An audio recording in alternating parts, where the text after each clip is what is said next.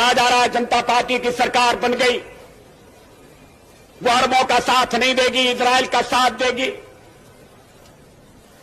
आदरणीय मोरारजी भाई इस स्थिति को स्पष्ट कर चुके हैं।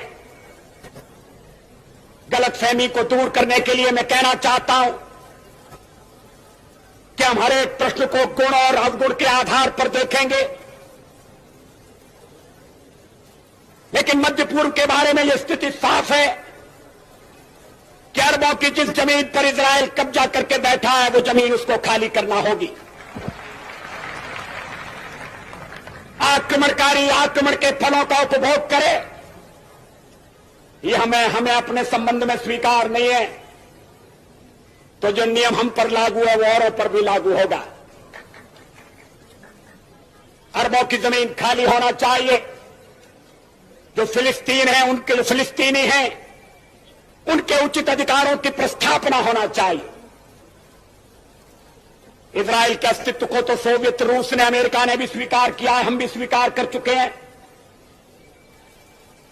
मध्य पूर्व का एक ऐसा हल निकालना पड़ेगा इसमें आक्रमण का परिमार्जन हो और स्थायी शांति का आधार बने। प्रोग्राम में बात करेंगे इजराइल और फिलिस्तीन के इशू के ऊपर, या फिर यूं कहें कि इस वक्त इजराइल और हमास के बीच में जो जंग हो रही है उसके ऊपर। 4-5 रोज पहले हमने देखा कि हमास ने जिस तरह से इजराइल में घुस के उनके एक नेशनल हॉलिडे के दिन वहां पे मर्द, औरत, बच्चे, बूढ़े सबके साथ में जो कत्लोगारत की, उसकी तस्वीरें पूरी दुनिया ने देखी हैं और कोई भी होशमंद इंसान उसे देखकर यही कहेगा कि ये टेररिज्म है, ये दहशतगर्दी है, इसे कंडेम किया जाना चाहिए। और दुनिया भर के जो मुल्क हैं उन्होंने इसे कंडेम किया भी। आपका कॉज कितना ही बड़ा क्यों ना हो, लेकिन जब आप लोगों को, उनकी बच्चियों को उठा के ले जाते हैं, नंगा करके उन्हें परेड करते हैं, तो फिर आपके सपोर्ट में कोई भी खड़ा नहीं होता। मित्रों नमस्कार। एक तरफ हमास ने हजारों इजरायली पुरुष, महिला और बच्चों को मार डाला। आज उसे हमास के आतंकवादी हमले ईरान और पाकिस्तान जैसे देश में उसकी हिमायत कर रहे हैं। तो चलिए देखते हैं कि पाकिस्तान के लोग इस पर अपनी क्या राय रखते। इज़राइल और फ़लस्तीन के हवाले से है जो एक जंग छिड़ी हुई है। आज हम सर से जानने की कोशिश करेंगे कि आखिर इसकी हिस्ट्री है क्या इस जंग की, और इसका एंड कैसे होगा, और साथ में इंडिया जो है इज़राइल को सपोर्ट कर रहा है, इसके पीछे आखिर क्या रीज़न है। सर बताइएगा हमारे व्यूवर्स को। सबसे पहला क्वेश्चन आपसे, हम हिस्ट्री यानी कि इसकी इस जंग की, इस कॉन्फ्लिक्ट की आपको क्या हिस्ट्री, क्या कहना चाहेंगे कि आखिर इसके पीछे क्या बैकग्राउंड है कि जो दोनों कंट्रीज जो है वो इतना झगड़ा कर रहे हैं और अटैक पे अटैक हो रहा है, मजलूम लोग जो हैं वो मारे जा रहे हैं, क्या कहना चाहेंगे? इसके पीछे बहुत से रीज़न हैं रिबाहा जी। तो उसका यदि आप ऑनेस्ट विश्लेषण करेंगी या ऑनेस्ट एनालिसिस करेंगी तो ये बात बहुत दूर तक जाएगी। मोनोथीज़म के कई प्रकार आए हैं, जिसने जो जब से मोनोथीज़म आया दुनिया में, यानी मोसेस के द्वारा लाया गया इसको, उसके बाद से मोनोथीज़म के 3 सेक्ट निकले। एक आपका निकला जुडाइज़म, दूसरा निकला क्रिश्चियनिटी और तीसरा निकला इस्लाम। तो ये तीनों ही आपस में लड़े। अनफॉर्चुनेट है ये बात, मगर ये सच है कि मोनोथीज़म के जो 3 सेक्ट हैं, जो तीनों मोनोथीज़म में मानते हैं, उन्होंने आपस में इतनी लड़ाइयाँ करी, इतनी जंगें करी, जो कि अनप्रेसिडेंटेड है। एक दूसरे को ये टॉलरेट नहीं कर सकते, एक दूसरे को ये सह नहीं सकते। ये एक प्राइम रीज़न रहा है। और मगर ये जो तरीका है कि आप इस तरीके से म्यूजिक करते हुए बच्चों पे आप गोलियां चला देंगे, म्यूजिक में डांस करते हुए बच्चों पे उनको मार देंगे, आप उनको आप जो है ये क्या नाम है सड़कों पे घसीटेंगे, थूकेंगे, औरतों को नंगा करके नचाएंगे या ले जाएंगे, ये अनएक्सेप्टेबल है। सो हमास ने जो किया वो इंसानियत के नाम पे एक धब्बा है। बर्बरता और सभ्यता, इनमें 2 ही अंतर है। सभ्य लोग प्यार की बात करते हैं, वो हिंसा की बात कभी नहीं करते, वो तर्क की बात करते हैं। जो बर्बर होते हैं उनके पास सिर्फ और सिर्फ हिंसा ही उनके पास हर प्रश्न का जवाब होता है। तो ये आप जो कर रहे हो बर्बर तरीके से, आप इस बात को सॉल्व कर सकते हो इजरायलीज के साथ मिलकर के कि भाई आप कह रहे हो कि नहीं इजराइल को एकदम निकालो। भाई कैसे होगा? इजराइल एक रियलिटी है, मान लो। अब ये भी है कि भाई, अब मैंने कई स्कॉलर्स को सुना कि वो इस्लामिक लैंड है। कैसे इस्लामिक लैंड है?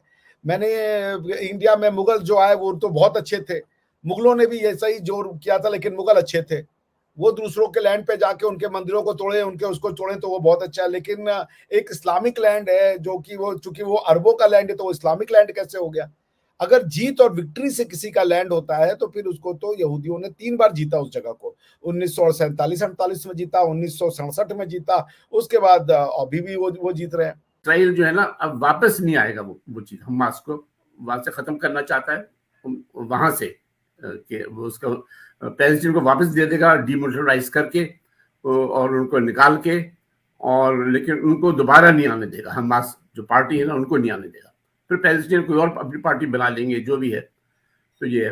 अच्छा, वेस्ट बैंक जो है ना, वहां पर है इनसे ज्यादा फलस्तीन है, फलस्तीनी वहां पर है, कोई है 2.3 मिलियन वेस्ट बैंक में पैलेस्टीनियन है, जहां वो पीएलओ रूल करती है, पीएलओ अथॉरिटी, और अब्बास, उससे पहले अरफात था। तो याद है आपको 1993 में ऑस्लो एग्रीमेंट हुआ था, पीस एग्रीमेंट होने वाला था बिल्कुल फलस्तीनों का और इनका, जब गजा भी नहीं था, वो हमास भी नहीं थी, सिर्फ पीएलओ था, पीएलओ, यासिर अरफात, और उसमें नॉर्वे पड़ा था बीच में, और अमेरिका भी पड़ा था, सब पावर्स थी। तो अग्रीमेंट होते होते अग्रीमेंट समझो हो भी गया था ड्राफ्ट, लेकिन आखिर में यासिर अरफात ने साइन नहीं किया 1993 में कि 1-2 सेटलमेंट तुम हमें दो, ये वो, उस पर बात अटक गई थी। तो अब ये है कि ये वेरी सीरियस नाउ। कोई 5000 उसने रॉकेट्स फायर किए, और बहुत सोफिस्टिकेटेड अटैक था। उसने हवा से किए, पैराग्लाइड से किए, मशीन गन 1000 से ज्यादा हमास के जो फाइटर्स थे ना, वो घुस गए थे अंदर, और घरों से मारा है उनको, ये जूस को, इसमें इसराइलियों को, उनकी औरतों को मारा है। औरतों को तो बेचारे ले गए थे, वो कुछ वहाँ फेस्टिवल हो रहा था, म्यूजिक फेस्टिवल, उसमें कोई मार दिया सबके सब।